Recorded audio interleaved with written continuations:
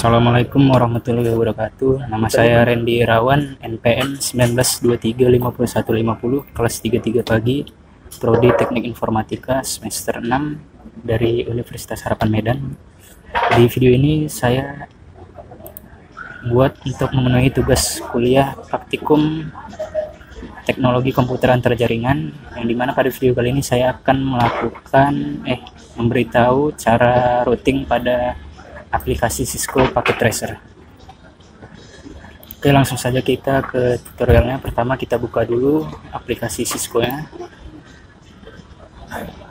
Sebelum itu saya akan menjelaskan apa itu routing. Routing itu merupakan protokol atau sebuah proses yang dimana proses tersebut akan mengirimkan paket-paket atau transfer data antar jaringan dari satu jaringan ke jaringan lainnya. Di sini saya akan memberikan contoh routing dinamis, yang dimana routing dinamis itu merupakan routing yang routernya itu menggunakan algoritma routing, dan di algoritma itu routernya akan menentukan jalur yang dilewatinya sendiri, jalur terbaiknya. Lalu di routing dinamis juga ada yang terdapat perbedaan juga, yaitu routing RIP.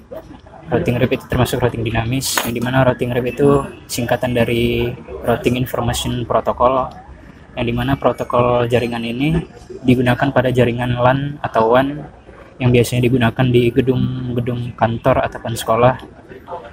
Perumpamaannya seperti ini: jika di salah satu gedung yang bertingkat 3, misalnya di lantai 1 merupakan server, dan di lantai 2 dan di lantai 3-nya ada beberapa PC pada jaringan tersebut. Lalu bagaimana caranya agar server dan PC-PC yang ada di lantai 2 dan di lantai 3 saling terhubung dan saling bisa mengirimkan data satu sama lainnya? Maka dari itu kita memerlukan yang namanya routing. Oke, di sini aplikasi Cisco yang sudah terbuka. Pada routing kali ini kita memerlukan 2 router, yang dimana router ini terdapat juga switch yang kita gunakan untuk menghubungkan PC-PC-nya. Dalam satu router kita membuat 2 PC dan juga kita menambahkan sebuah server di sini. Oke, kita rapikan dulu sebentar. Langsung kita koneksikan. Untuk router dan switch kita menggunakan koneksi kabel yang garis lurus. Kita pilih Gigabyte Ethernet. Ini terserah mau berapa, kita pilih, kita hubungkan dulu.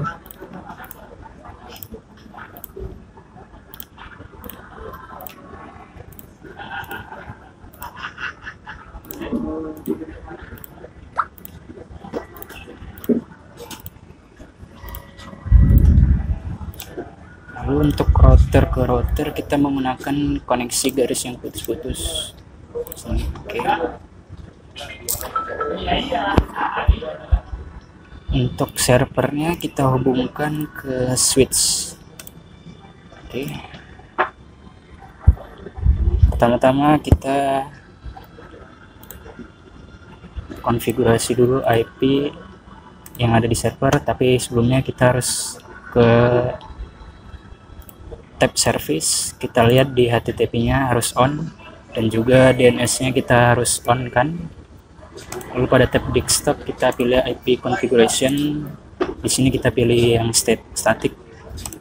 Untuk IP address-nya saya buat di sini 192.168.02, yang dimana ini merupakan IP address tipe C, yang dimana subnet max-nya pasti akan seperti ini, yang dimana angka 0-nya hanya ada 1 oktav.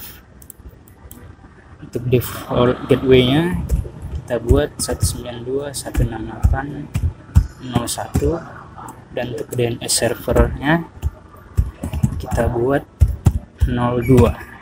Oke, kita close. Supaya tidak bingung, kita tulis juga di sini IP-nya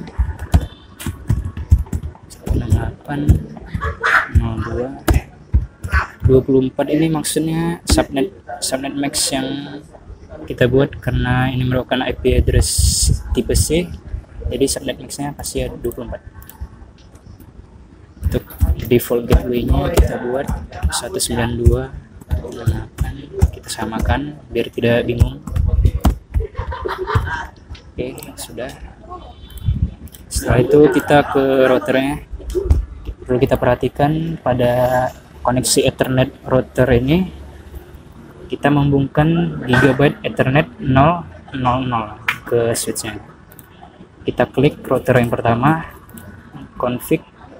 Dalam interface-nya kita setting pada Gigabit Ethernet 00 ini.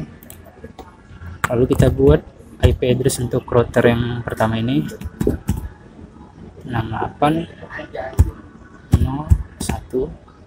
Subnet max-nya akan otomatis seperti ini. Jangan lupa kita on-kan. Tidak lupa juga kita koneksikan juga, kita konfigurasi IP-nya untuk dari router ke router 1 ini.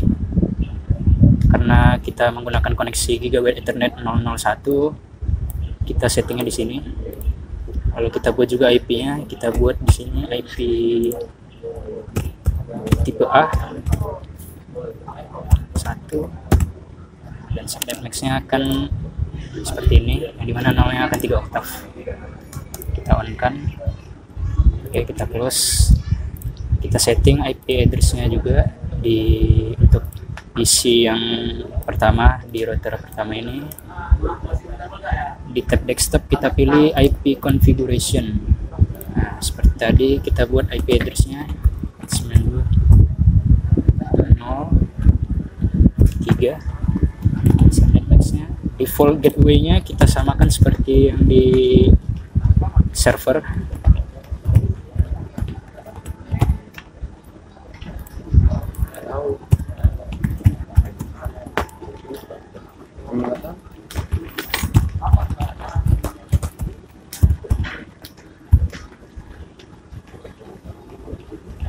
Oke.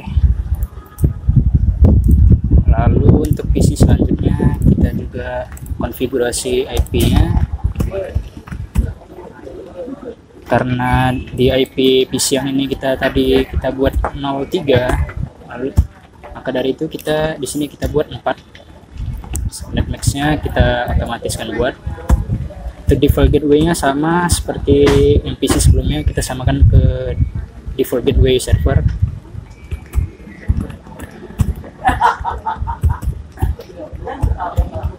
Oke, close.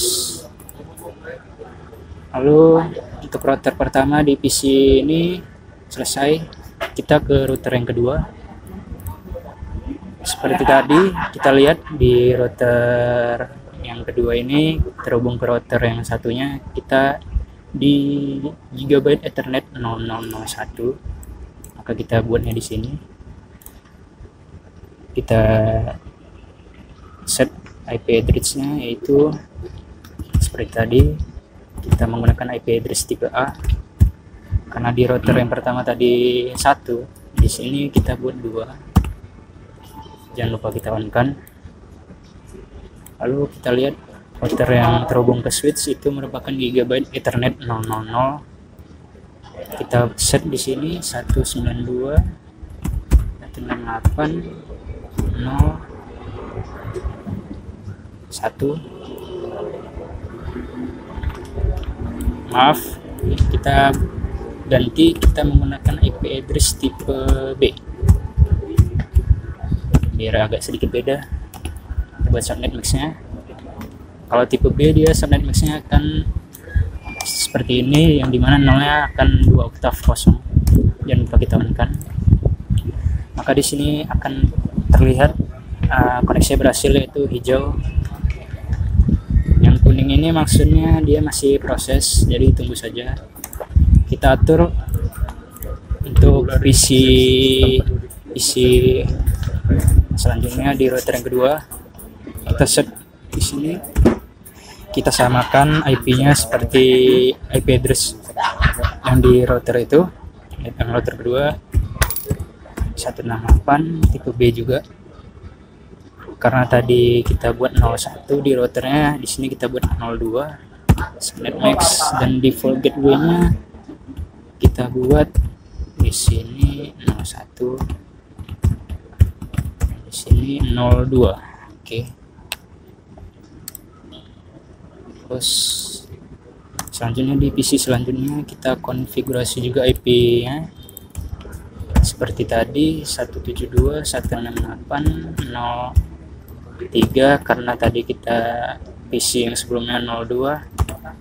Default gateway-nya jangan lupa kita samakan seperti PC sebelumnya, itu 02. Oke. Plus maaf 02. Oke, selesai.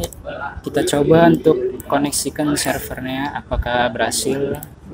Untuk URL-nya kita bisa tes, ketikkan untuk IP servernya tadi yang sudah kita buat, kita tes. Kalau dia berhasil akan muncul seperti tampilan ini. Oke.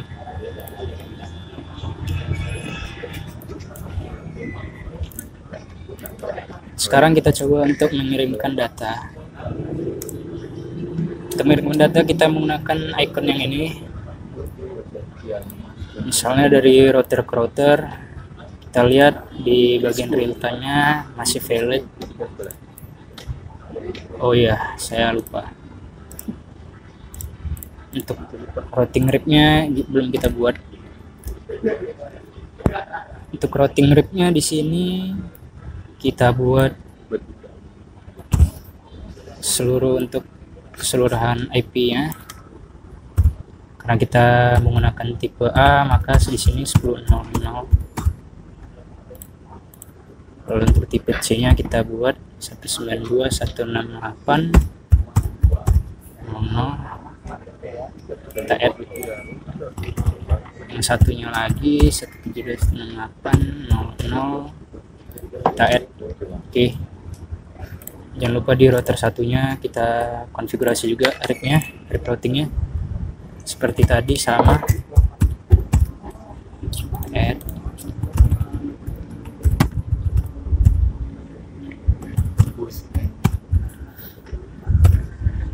Oke.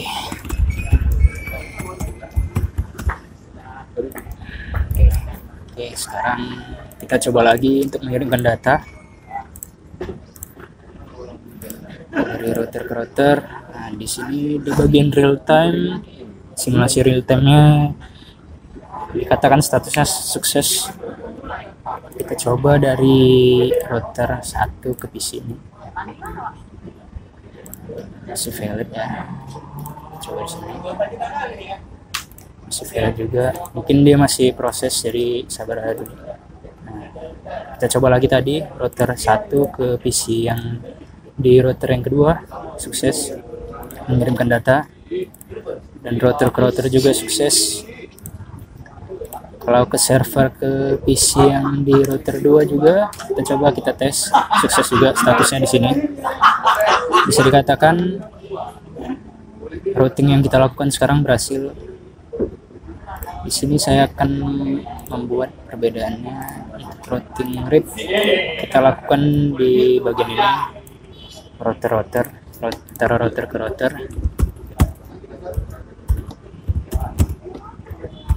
Oke. Lalu kita ibaratkan PC yang di sini merupakan gedung di gedung lantai A, dan ini kita buat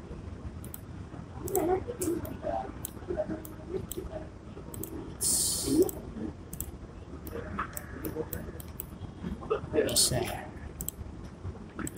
Oke, salah.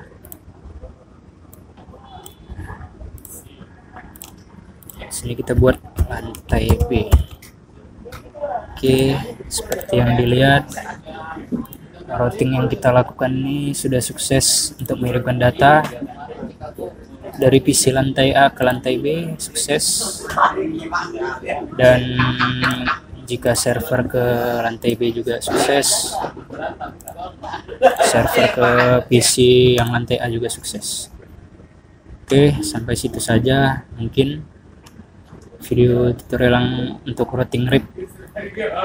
Semoga dapat membantu dan bermanfaat bagi menonton. Silakan like, share, dan subscribe. Oke, mantap. Terima kasih yang sudah menonton. Jika ada salah pengertian tentang routing, saya mohon maaf karena saya juga masih belajar. Oke, terima kasih. Assalamualaikum warahmatullahi wabarakatuh.